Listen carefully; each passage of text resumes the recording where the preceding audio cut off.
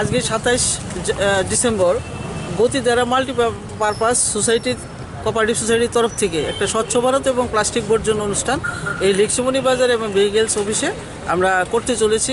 সেখানে আমাদের সমস্ত মেম্বাররা রয়েছেন, প্রেসিডেন্ট সেক্রেটারি সবাই আছে।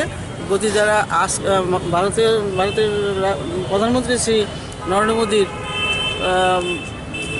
বিশ্বাস এবং আস্থা রাখার জন্য সবকা সাথ সবকা বিকাশ এবং স্বচ্ছ ভারত অনুষ্ঠান উপলক্ষে আজকের দিনে এই গতিধারা কোঅপারেটিভ সোসাইটিও এই আজকে স্বচ্ছ ভারত এবং প্লাস্টিক বর্জন অনুষ্ঠানে সামিল হয়েছে। কি উদ্দেশ্য আপনাদের?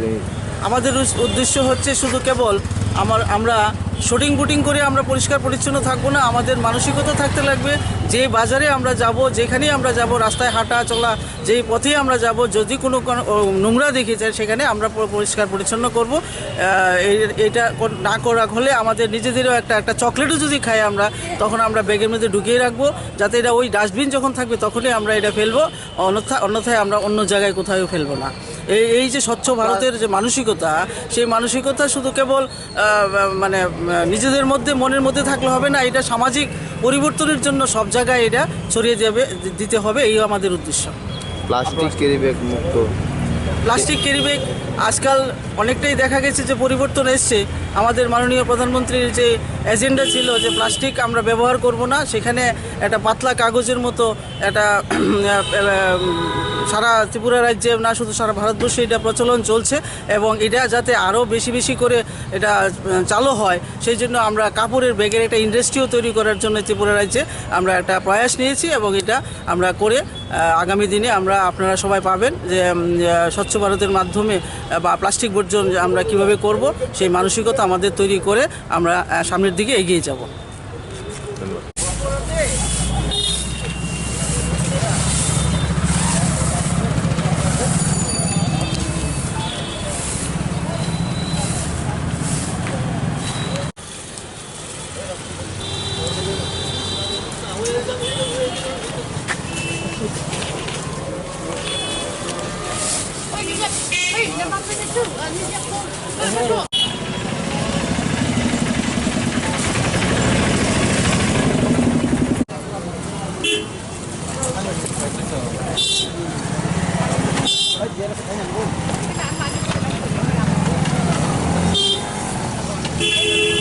জানেন যে প্লাস্টিক ক্যারিব্যাগ নিষিদ্ধ সারা ভারতবর্ষে।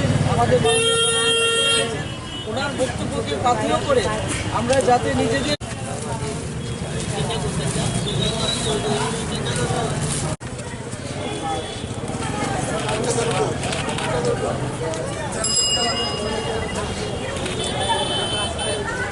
ঠিক আছে, এই একটা কাগজ আমরা দিলাম, আপনারা এটা দেখবেন, তাহলে উনি কিছু করতে পারবেন না। আমাদের সবাই সহযোগিতা আমাদের প্লাস্টিক বর্জন এবং স্বচ্ছ ভারত করতে হবে। এখানটায় যেরকম স্বচ্ছ ভারত, এটা এই দিশাতেই আমরা চলবো। নরেন্দ্র মোদীর যে এজেন্ডা আছে যে স্বচ্ছ ভারত ভারতবর্ষের একটা অন্যতম দিশা, ওই দিশাতেই আমরা